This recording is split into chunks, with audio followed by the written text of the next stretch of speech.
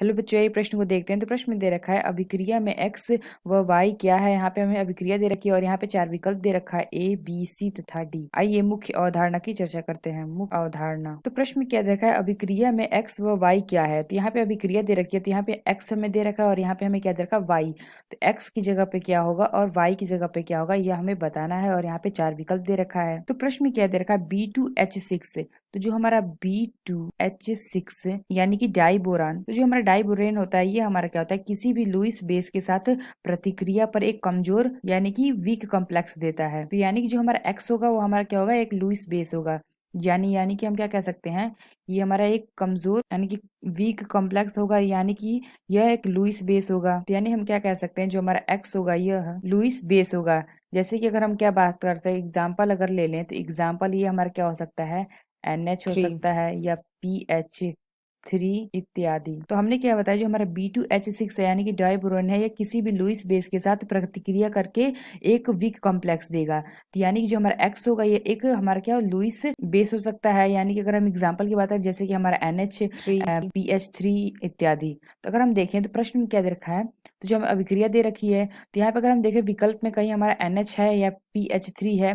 तो अगर हम देखें जो पहला विकल्प दे रखा है, यहाँ पे हमें दे रखा है NH3। तो अगर हम x की जगह NH3 रखें तो देखें अभिक्रिया क्या होगी। तो यानी हमें क्या दे रखा है, 3 मोल दे रखा है B2H6 प्लस 6। तो x की जगह हमने क्या देखा था, एग्जाम्पल में हमने NH होना चाहिए या फिर PH3 होना चाहिए। यानी कि जो हमारा x होना चाहिए एक लुईस बेस होना चाहिए। तो अगर हम देखें NH3 रख के, तो 6 NH3 रखते हैं, NH3। तो अगर अब इसकी अभिक्रिया करेंगे तो यहाँ पे हमें क्या प्राप्त हो जाता है, यहाँ पे हमें प्राप्त हो जाएगा 3BH2NH3 का ट्वाइस प्लस, और यहाँ पे हमें क्या प्राप्त हो जाएगा, BH4 का माइनस। तो ये हमें क्या दे, प्रश्न में हमें दे रखा है ये यौगिक। उसके बाद क्या दे रखा है, इसमें उष्मा यानी कि उष्मा का प्रवाह करेंगे, यानी कि हमें क्या प्राप्त होगा ये हमें बताना है। तो हमें जो यौगिक प्राप्त हुआ है 3BH2NH3 का ट्वाइस प्लस BH4 माइनस, यहाँ पे क्या दे रखा है उष्मा, यानी कि अगर हम इसको गर्म करेंगे, उष्मा देंगे, उष्मा तो यानी हम किस में दे सकते हैं, 180 डिग्री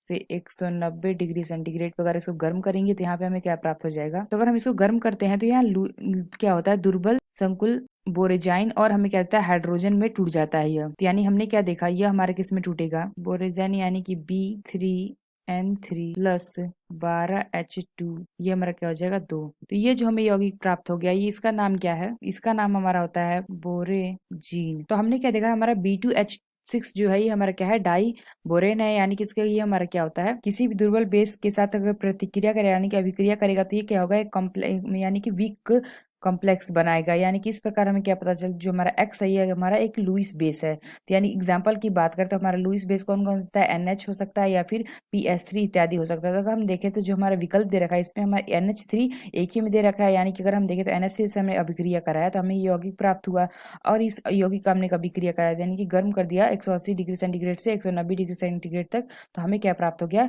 बोरेजीन, यानी कि B3N36H6 यानी कि बोरेजीन। आइए अपना विकल्प देखते हैं कौन सा विकल्प सही है। जो हमारा पहला दे रखा है एक्स, हमें क्या देखा है, एक्स हमारा क्या है, तो यानी ये एक्स आ गया हमारा एक्स, और वाई हमारा क्या आ गया, वाई हमारा आ जाएगा ये वाई। तो यानी वाई हमारा क्या आ गया, वाई हमारा आ गया B3N3H6। ये मैं कह देखा है वाई B3N3H6, और एक्स हमारा क्या है NH3, यानी जो हमारा पहला विकल्प है यह विकल्प हमारा सही होगा। आशा करते हैं आपको समझ में आया होगा। धन्यवाद।